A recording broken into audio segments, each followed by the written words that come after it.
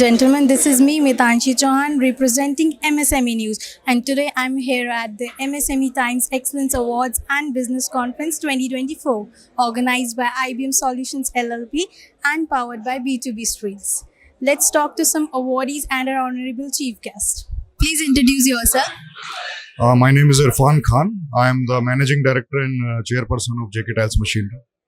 And about my JK Tiles Machinery, starting from the incorporation of JK Tiles Machinery in 1990, it is emerging into a pioneer and a leading industry.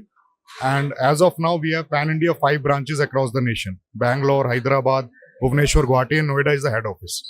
So, we are very proud and privileged to announce this also, that we are the only company in India to work with 5 marathon of this country.